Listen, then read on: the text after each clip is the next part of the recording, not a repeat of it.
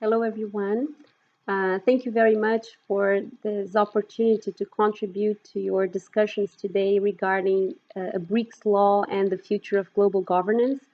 My presentation today, promoting creativity and cultural diversity in the BRICS in the digital age, is strongly inspired from a chapter that I wrote with Antonius Vlassis in this book, The BRICS Lawyers Guide to Global Cooperation, in which we propose that a future BRICS agenda on culture and creative industries should be adopted.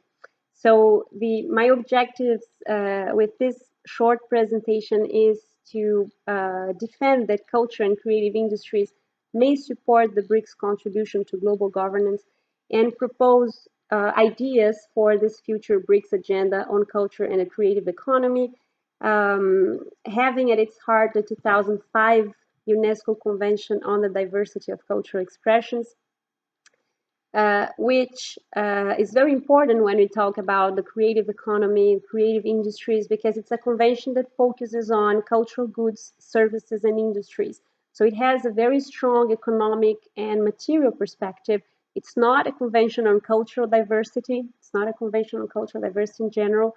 Its title is the Convention on the Protection and Promotion of the Diversity of Cultural Expressions. So even if it's not very clear, the content of the convention and, of course, the historical background of its negotiation and adoption are very clear about it. So this convention talks about this more economic aspects of cultural of culture and cultural industries and creative industries, and offers a comprehensive framework for cultural policies and international cultural cooperation for its parties. So the idea of this BRICS agenda on culture and creative industries would have at its heart this convention as a coordination framework for developing a favorable environment for creativity and cultural diversity in these countries, and also with other countries that they would cooperate with. We have today 4 members of the BRICS that are already parties to the CDC. So India and South Africa since 2006, Brazil and China since 2007. Russia is not a party to the CDC, and we believe the ratification of the CDC by Russia should be part of this strategic BRICS agenda on culture. If we look at how this agenda should be composed, and we separate in action at the national level and international cultural cooperation, we can see that at the national level, there are many differences among the BRICS regarding their national cultural policies and measures. So we could think this would be a challenge, but I believe this is rather an opportunity for these countries to, in terms of exchanges, in terms of learning from each other. So we can see, for instance, I'm just giving one example of the film industry. In general, China has strict and centralized cinema policies to support national film production with tariffs, quotas, subsidies, tax credits. India, on the contrary, has very low state intervention in the film industry, a very dynamic private entertainment industry, a strongly decentralized film system, and of course a huge cinema production in more than 20 local languages. South Africa has a film policy that aims to attract foreign film productions. And Russia and Brazil have mainly screen quotas. So in 2012, Russia introduced a 20% quota for Russian films in cinemas, while in Brazil we have a minimum number of days per year since 1932 for local productions in cinemas. Both Russia and Brazil have co-production treaties and are part in co-production funds and programs. So like Eurimage for Russia, Ibermedia for Brazil.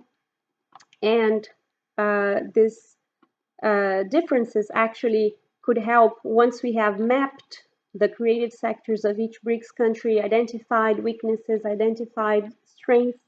I believe that based on such mapping, we would be able, with the BRICS agenda on culture, to build appropriate policies in each of these countries to create the right environment adapted to their national circumstances for cultural and creative industries, and in order to improve creativity and innovation in all areas of their economies. So the policies should create an environment to encourage individuals and social groups to create, to produce, distribute, have access to their own cultural expressions, but also cultural expressions coming from other countries. They could cover all types of sectors. They could be directed to specific communities. They could be more transversal, related to the development of innovation, of new technologies.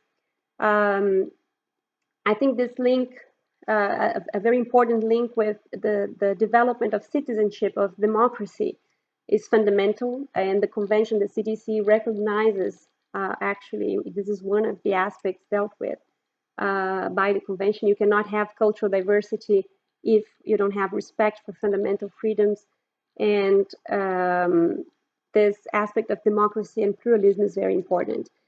I also think that the experience with creative cities, now we have, this was not the case when you wrote the chapter, but now in all BRICS countries, there are cities that are recognized by UNESCO as creative cities. So these are cities that are considered as having placed creativity and cultural industries at the heart of their sustainable urban development, local development plans. And I believe also that a BRICS agenda on culture has to be, of course, open. When we are talking about creativity and the digital economy, we have to think also of creativity from lawyers and policymakers when thinking of these policies, so they can adapt to digital economic, to the digital economy changing context that we have today. In terms of international cultural cooperation, so there are many steps that have been adopted since 2015 by the BRICS. We have a BRICS agreement on cooperation in the field of culture, which already recognized in 2015 obligations to promote exchanges, promote cooperation in very diverse cultural sectors, with examples, like concrete examples of cooperation actions that could be adopted by these countries. In 2016, a declaration was adopted in Goa, recognizing the role of culture in sustainable development, in closer cooperation between the BRICS. In 2017, an action plan was adopted to implement the 2015 agreement. And in 2018, a declaration was adopted at the 10th BRICS Summit in Johannesburg, reaffirming again the need for exchanges in the field of culture, recognizing culture as one of the drivers of the fourth industrial revolution. We talk also about a proposal from South Africa for a BRICS treaty on co-production of films.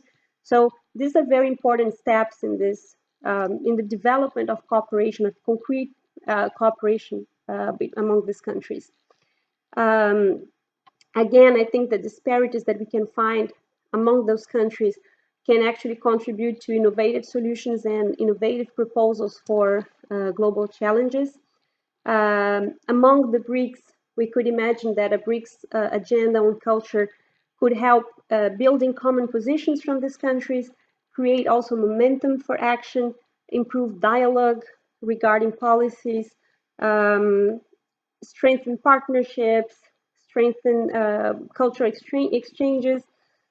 So there are many areas that could be covered in this international cultural cooperation among the BRICS in relating to the BRICS. But we could also think of international cultural cooperation towards less favored non-BRICS countries.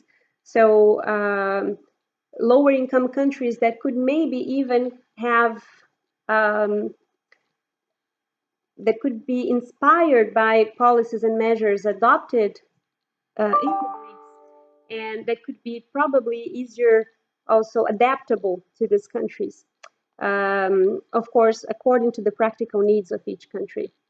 We could think also of the better exchanges of cultural activities, goods, and services towards the BRICS from these lower income countries under Article 16 of the CDC, which talks about preferential treatment in favor of developing countries. And finally, also one idea that we propose is that the BRICS New Development Bank also promotes financial support to creative sectors and projects in the framework of this BRICS agenda on culture and the creative economy. So thank you very much. I hope these ideas will help you discuss, and hope to see you soon. Bye-bye.